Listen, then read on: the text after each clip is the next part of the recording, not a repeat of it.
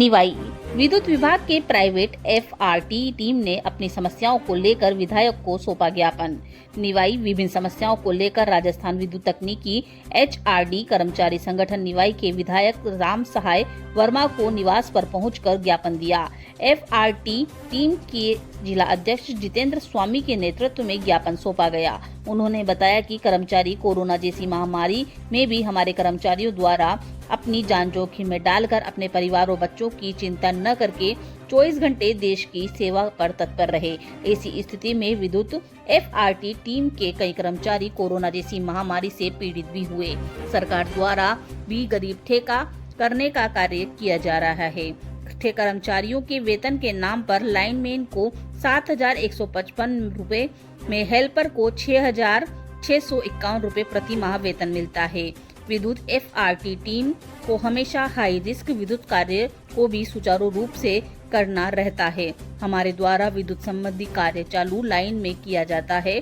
दुर्घटना का शिकार होकर शहीद हो गए हैं। निवाई टोक से जाकिर अली की खास रिपोर्ट। विधायक निवास पहुंचे हम। पहले तो मैं जय श्री राम, भारत माता की जय। और काफ़ी सालों से हम प्रयास कर रहे हैं, करीबन हमें 3-4 साल हो गए प्रयास करते हुए, परंतु सरकार द्वारा अभी तक ऐसा कोई उद्बोधन नहीं हुआ कि हमें कुछ आर्थिक सहायता मिल सके। जिस तरीके से हम पीड़ित थे तो आज भी वही पीड़ित हैं। और आज एमएलए साहब के यहाँ आए हैं, विधायक साहब के, तो एक उम्मीद लेके आए हैं कि भाई ये विधायक साहब हमारी बात आगे तक पहुँचाएंगे और मुख्यमंत्री साहब हमारी बात को सुनेंगे और उस पर विचार भी करेंगे और काम भी करेंगे। क्या समस्या है आपकी? मेन समस्या यह है कि जो 2017 में, वो 2023 के सत्र में जो पिछली सरकार ने जो 2023 में आरएलडीसी का गठन करके उसका नोटिफिकेशन जारी करने की बात कही थी, वो अभी तक जारी नहीं हुआ है। वो सरकार चली गई, नई सरकार आई है जो हमारी बीजेपी भजन लाल जी की सरकार है, वो आई है।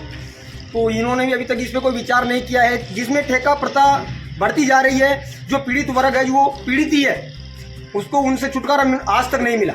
जैसे मेरी सैलरी 7,155 में मैं सारे दिन काम करता हूँ, चालू लाइन में काम करता हूँ, हाई रिस्क में काम करता हूँ, मेरे को कोई बेनिफिट नहीं है। 7,155 में मैं काम कर रहा हूँ, ये 6,651 में काम कर रहे हैं, तो वही है आज भी।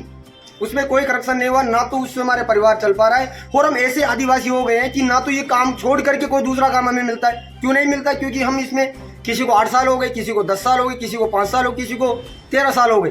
तो ना तो उन लोगों को कोई दूसरा काम मिल पा रहा है, ना तो छोड़ने की स्थिति में, ना कोई दूसरा काम पकड़ने की स्थिति में।